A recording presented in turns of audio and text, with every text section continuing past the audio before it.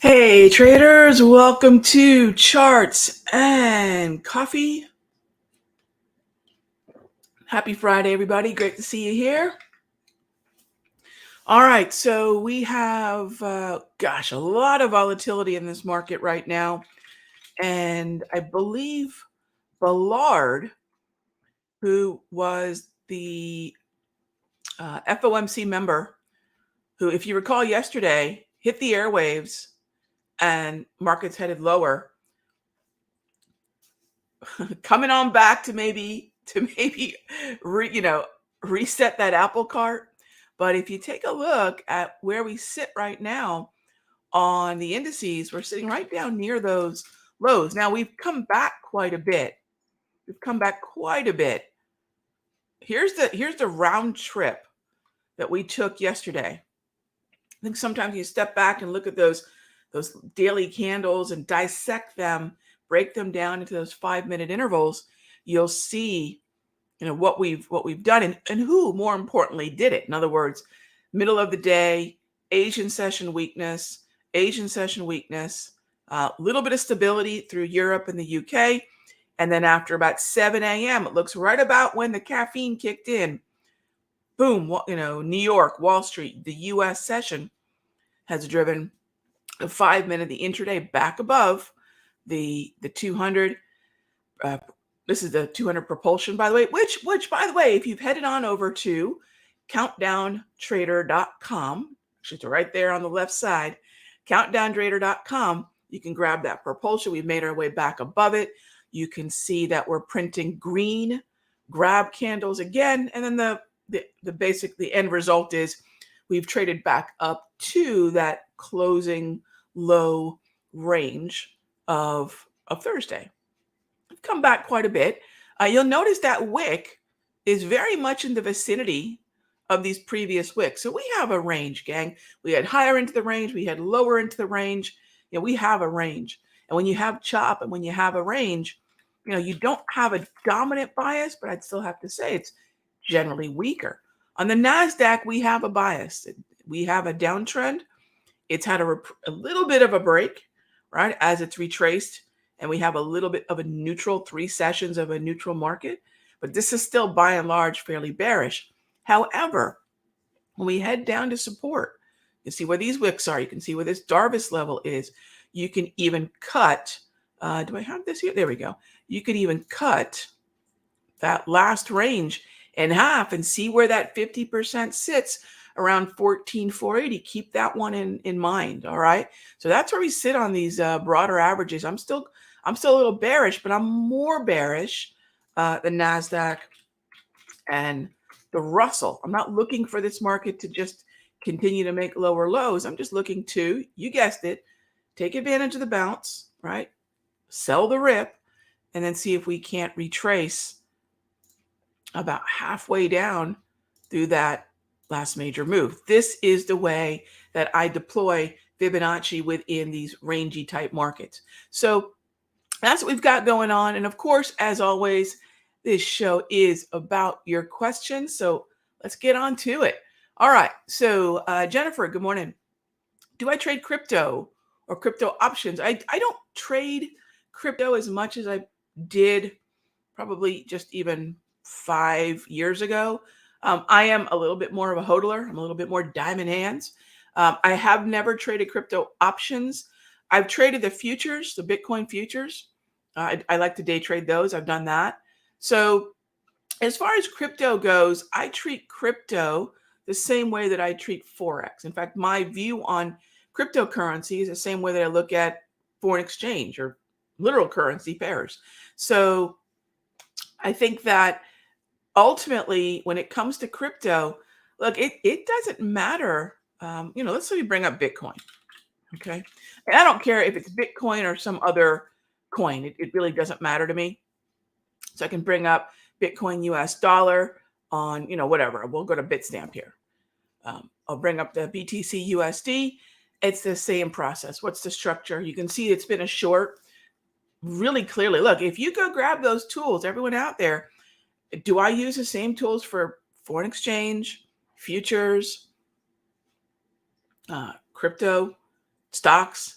options, ETFs, options, absolutely. Same, you will see the same layout on my screen, the same 4 primary indicators, the same foundational layout on my screen. And you can see here, crypto's been a short the rip easily since the end of November, right? This doesn't look like any other downtrend that we would talk about, right? So yes, if you have questions about it, yeah, I just don't trade it as actively as I once did.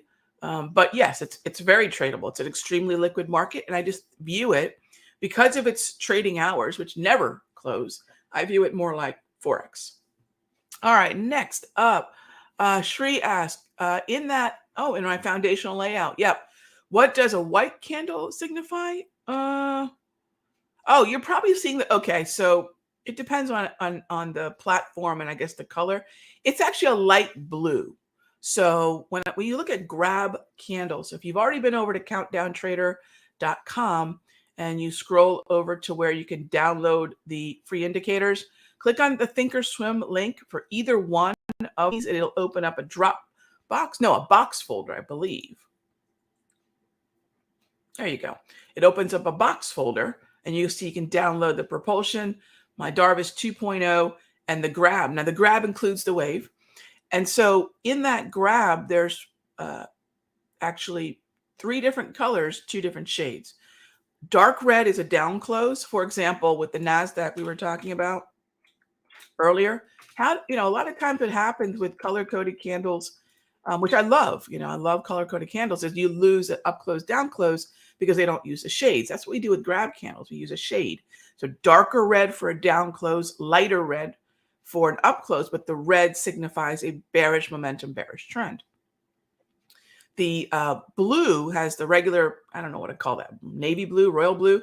And then that lighter color, which, yeah, I would imagine looks a lot like white. That's actually a cyan or a lighter blue. That's a close.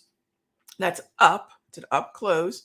The dark blue is a down close, and blue signifies more of a neutral market sentiment. So that's what it says.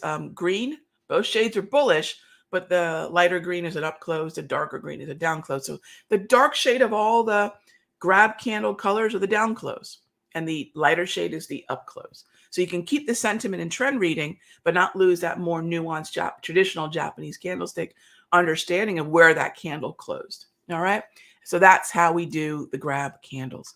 All right. Peter asked, do I have HPMR for TradingView? Yes. It's easy to trade NQ during the Asian session when there's less volatility. Peter, yes, we do have it available for TradingView, right? So for those of you who don't know what HPMR is, it's called the hourly price movement range. They come in packs. So I make the pack for futures, ES, NQ, YM, RTY, CL, crude oil, GC, gold, available in the futures, simpler futures trading room. And I make available the futures and the ETFs available in my Sector Secrets Mastery. And we're looking at expanding those packs in the future, but those are available for those of you that have the membership to those 2 rooms. And yes, TOS and TradingView. TOS and TradingView. All right, moving on. Good morning, Andrew. In regards to my charts, could I explain my Darvis 3.0, the Darvis signal? Sure. Do those show up that prices broke through a Darvis level, perhaps a Darvis level breakthrough? So if you have Darvis 2.0, and if you're a devotee of Darvis, as I am, you know that the original use of Darvis was to play breakouts. So our Darvis 2.0, the free one that you can get from countdowntrader.com, has an arrow that does show the breakout, but I don't use it that way. I don't trade breakouts unless there's a specific underlying market environment.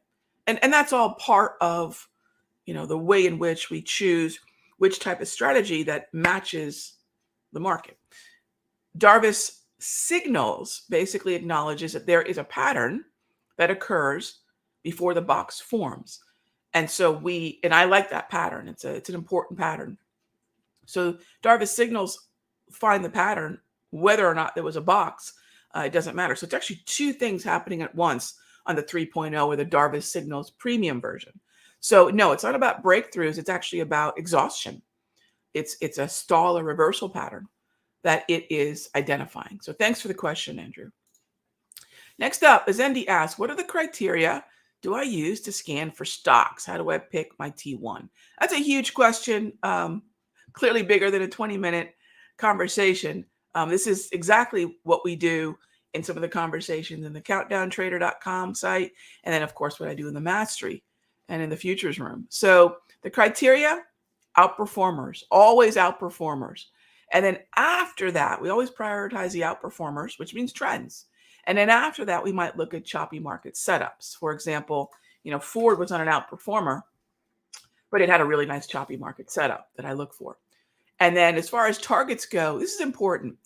Never expect, this is a really, really important one. Never, and I don't say never and always very often, never expect the market to make a brand new, recent, or all-time high or low because now we're in the market.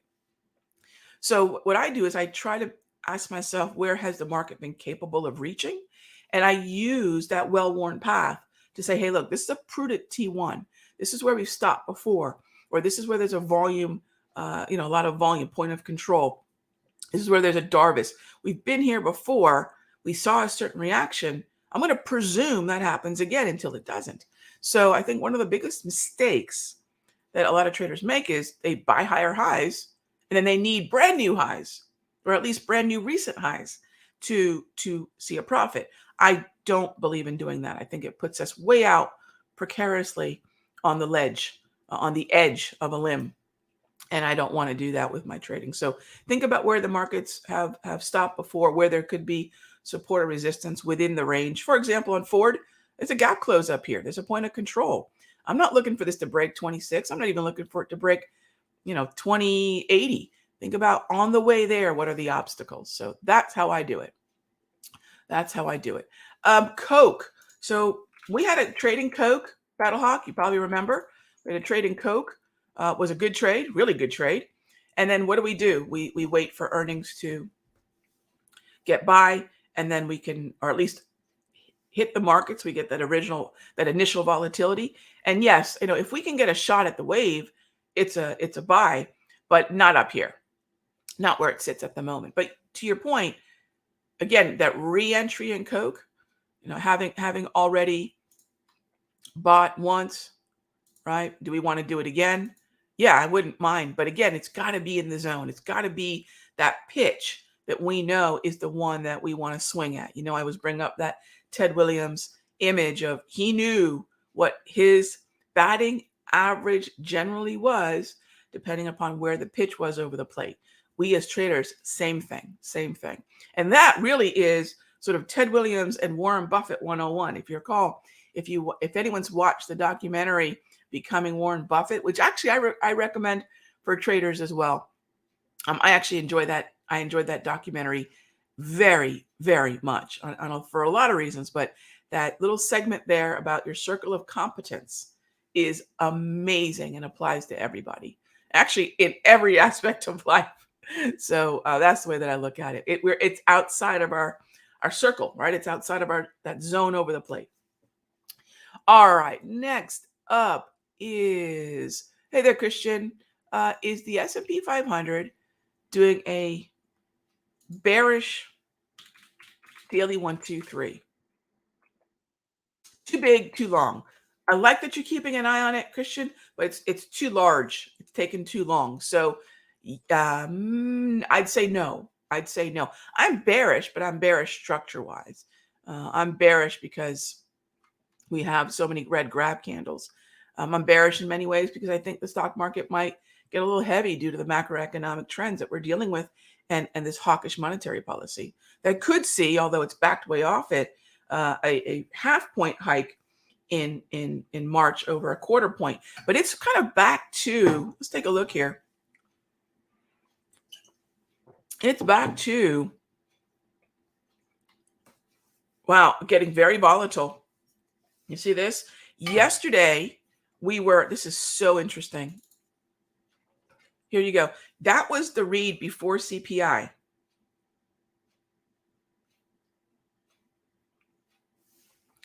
That was the read before CPI.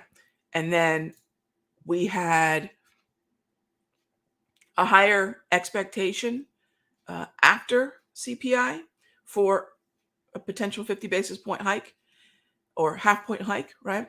And then when Bullard hit the airwaves, frankly, I didn't know what he was saying. I didn't pay any attention because I could see the way the market was responding. That we went right back to, oh no, we're only going to get a 25 basis point hike. And then here we are this morning. When we cross that 80 threshold, it's pretty much quote unquote fully discounted. We are getting very close. It is very likely, based on the target rate probabilities of the Fed Fund futures, that we're going to see a half point hike in March. So, does that weigh heavily on the equity markets? Does that send bond yields higher? Does that send the dollar higher and the euro lower?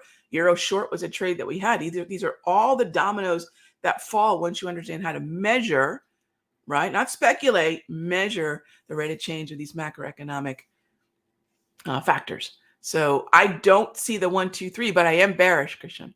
I am bearish. All right, next up, let's see here. Julian, good morning. I just want to say that I'm very happy. Oh, awesome. You're part of the Sector Secrets think tank. I love it. I love it. I'm going to see you all in the Sector Secrets room for our AMA session, or Ask Me Anything session, tech questions, settings, general questions. We'd like to wrap up the week, making sure that whatever you've been working on, we can address at the end of the week and sort of close that loop and keep the education and keep the trade ideas going. So yeah, I'll see you at 3:00. Awesome. Awesome, Julian. Fantastic. The group keeps growing. And by the way, if you're curious, Rag, what is this Sector Secrets thing you're talking about? It's the way that I trade, period. We do a little intraday trading in there when the market environment says we need to, not expect longer term follow through. We do, of course, the swing trading in there. We're even going to start including portfolio type analysis every quarter in there as well. So it's my trading life encapsulated in that service. And if you're kind of curious, okay, Rag, that sounds intriguing, but how and what have you been doing? Go grab those indicators from Countdown Trader, marinate with them, have some time with them on your charts until March 9. And then on March 9, we're going to have a webinar where I'm going to show you what we've been doing in the mastery. So it's really going to be, hey, this is what we're doing in the mastery. And, we have actually a pretty darn good offer. It's a mastery promotion that we have on March 9. So if you've been curious, if you've been sort of putting that off saying, yeah, Rog, I'm not really sure, get the tools. You'll get a good feel for the kind of tools that we use. And then on March 9, I'll explain what we've been doing.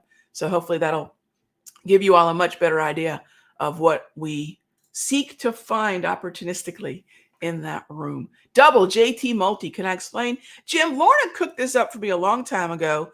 And based on the fact that we have relative outperforming stocks and then sectors, the double HPMR is just right now, it's two JT multis. In other words, I can look at the JT multi of the say QQQ while I'm looking at the JT multi of the XLK, and I can just compare them both. That's all. We'll probably, I think we have in the past, but I can throw that into the mastery room. That's not a problem.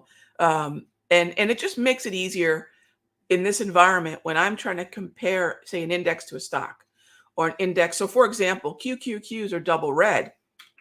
Is Microsoft.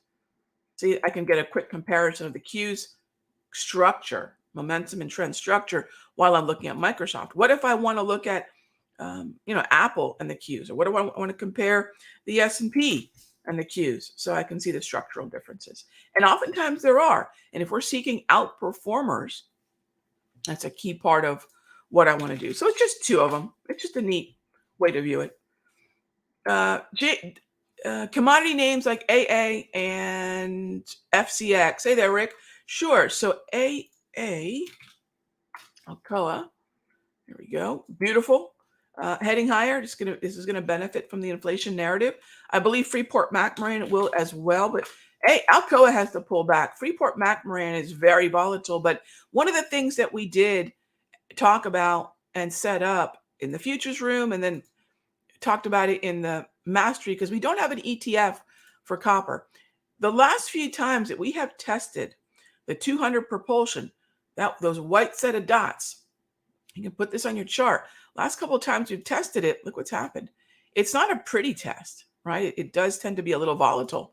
But if you're going to be bullish, if you're looking at Freeport McMoran, this syncs up with the same 200 test that I've been playing for months on copper. See that? Every time that copper gets that 200, look at that. It doesn't stop on a dime, but look how quickly it is the catalyst for a move higher. 1, 2, 3, 4, 5, 6 times. So when the dots are there, it's more powerful support. When it's just a line, not necessarily as sure-footed. So when I've got an copper, because copper and Freeport tend to track together, which Rick, I'm sure you know since you're looking at it. You see how it's synced up pretty darn well? That's the trade. That's the trade. So we just got to wait for it to reset. Where it is right now, that's follow through from that 200. So I hope that makes sense. Hope that helps. All right, next up. Do we have JT Multi on TradingView? Yes, I do. It either comes with classes or it's in the Sector Secrets Mastery. There are a number of tools that I make available in the Mastery because one of the things that Trish and I were very conscious of when we were developing what the Mastery would ultimately be is that we wanted everyone to have access to my foundational layup, my primary tools. And we didn't want people to feel as if they needed to get a bunch of premium tools. They join the Mastery, oh, but they need this indicator, oh, but they need this and that. The Learning Center and the tools that we share in the Room Drive and the tools that I share with you all, that's all you need. And that was a very, that was a very important thing for us because we just wanted everything available for you all to start understanding what I've been doing. And these are tools that I've been using in many cases for decades. So yes, and more, Julian, and more, because I wanted you all to have that, those tools, right? I wanted you to have everything you needed.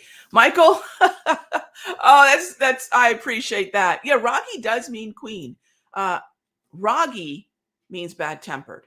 Raghee, which is supposedly my given name, means queen of queens. No, I appreciate that. Smash the like button. But y'all are great to spend your time with me.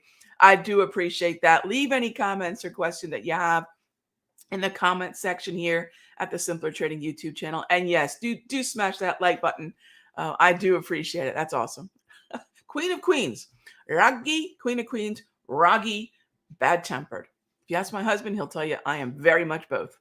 All right. So Tracy said, I like my style, but your style, but I don't do futures. I have a small account. Do you have anything for my type?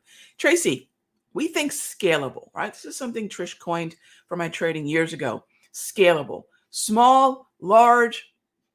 We're just going to say scalable because it may be a smaller account now. So what that means is you want to focus on less expensive, less risky trades, right? You don't have as much margin for error, and that's okay. I was once there too. I had a relatively small 4-figure account when I started. And ultimately, what it's going to do, small account trading, is it finding expensive stocks poised to make a big move? No, because if that trade goes wrong,